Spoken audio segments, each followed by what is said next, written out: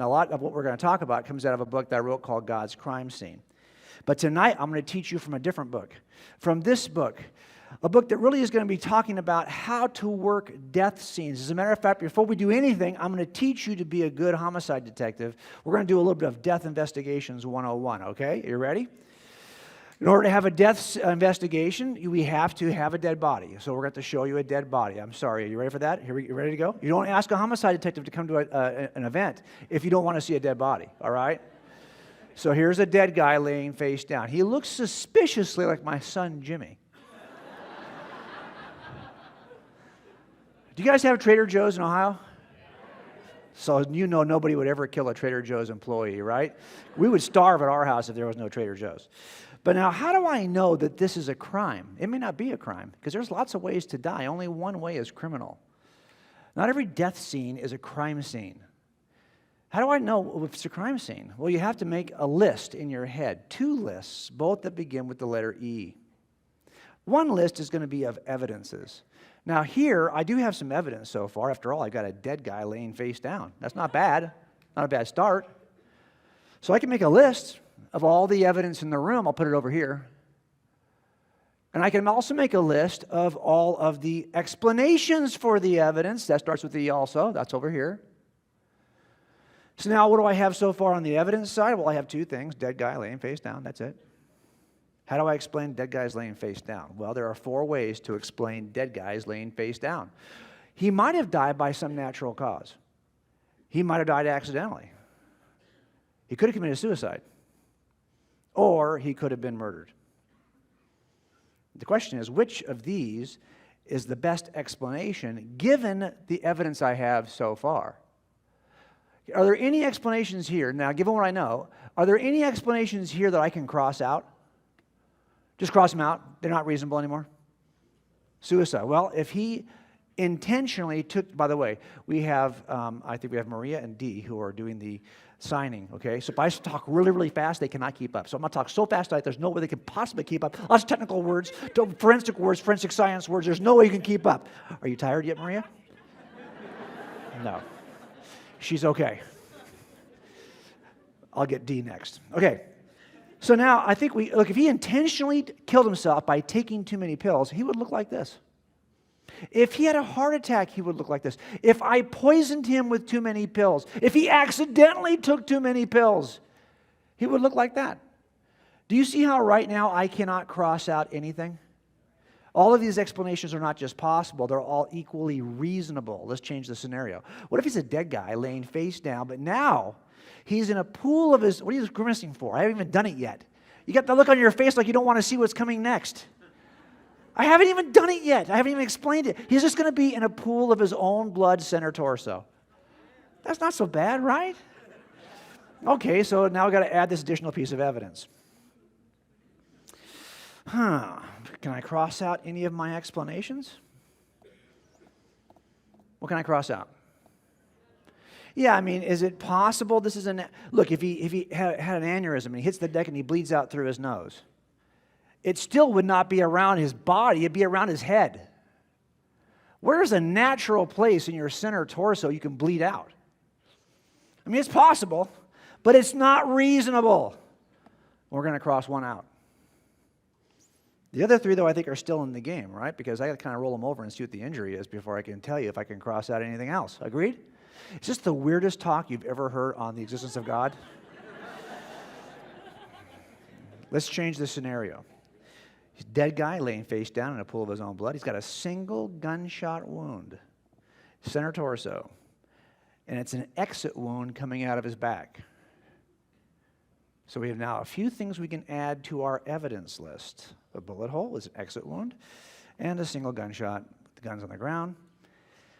Can I cross out anything?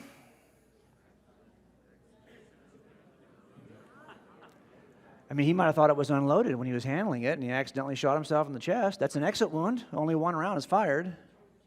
He could have killed himself. He could have been shot by somebody else. I think all 3 are still in. Let's change the scenario. What if lying next to the body, in addition to all of this, well, you guys are quiet. We have a suicide note, and it's written on a piece of paper that we find elsewhere in the room. It's written in his handwriting. His fingerprints are on the paper. Would that change things? So now we add this additional piece. Let's put it on our list. We have one list of evidences, a list of explanations. Can I cross out anything? I can cross out accidentally. Look, he might have accidentally killed himself prior to intentionally wanting to kill himself, but it appears that he wanted to kill himself. So I can cross out the accidental. Are you guys convinced now this is a suicide? There's a suicide note, right? How do you explain the suicide note if he's not a suicide? Somebody forced him. They must play Criminal Minds here in Ohio. Am I right? Stupid show. If you watch that show right now, raise your hand and get out of the room, walk out of here in shame. Seriously? That is the stupidest show.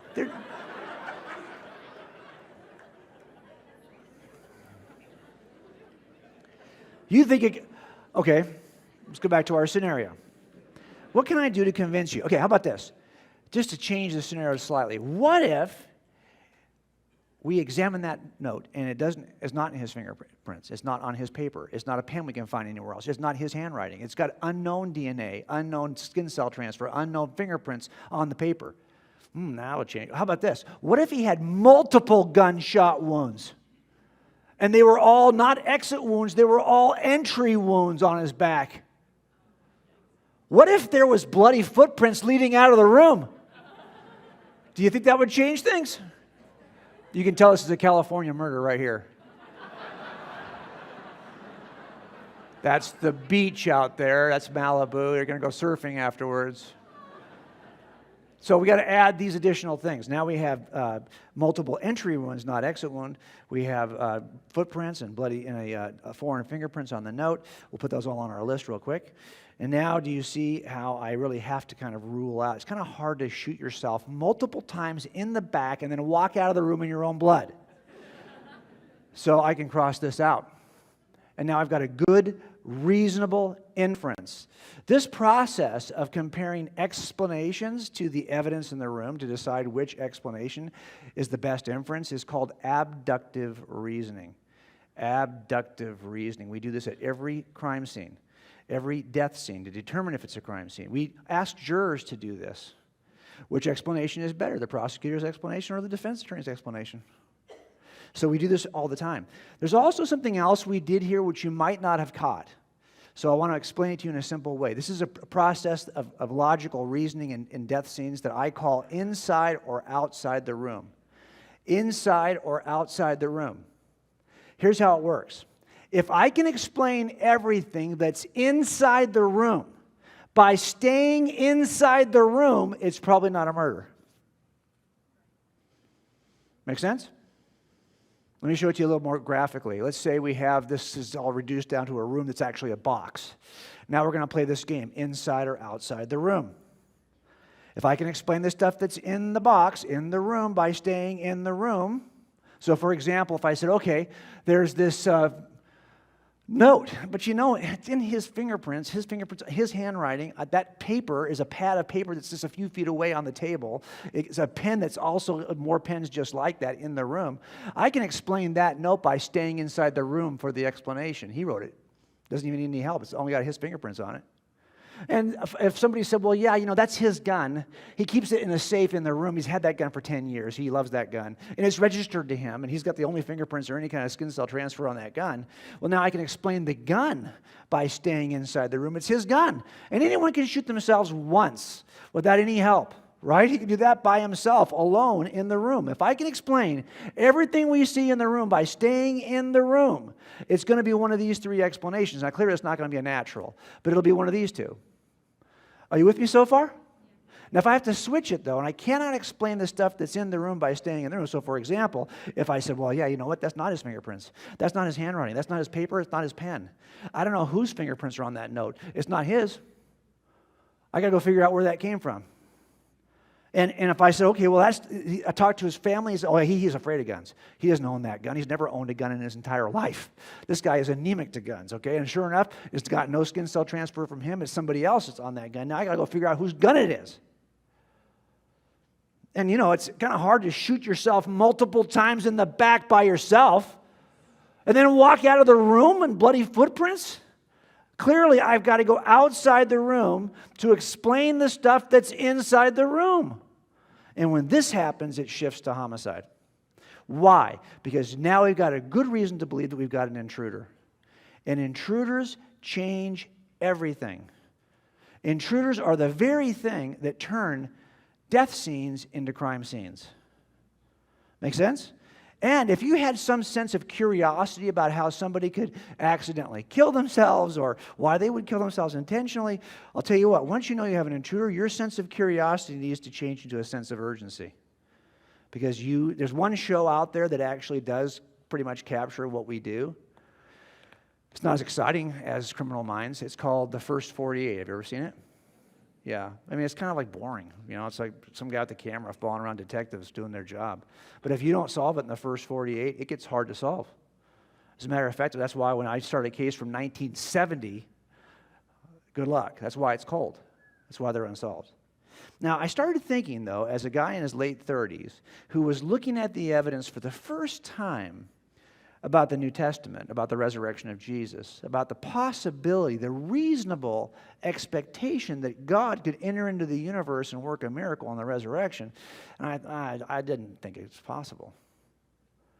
But I thought, could I take this approach that I use at every death scene and use it to examine the evidence for God?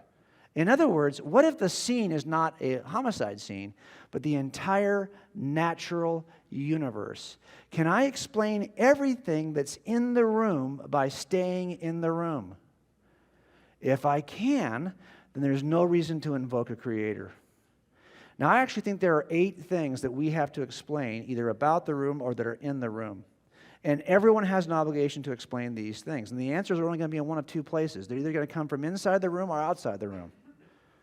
If they come from inside the room, then your atheistic naturalism is fine, because all the room is made of is space, time, matter, governed by physics and chemistry.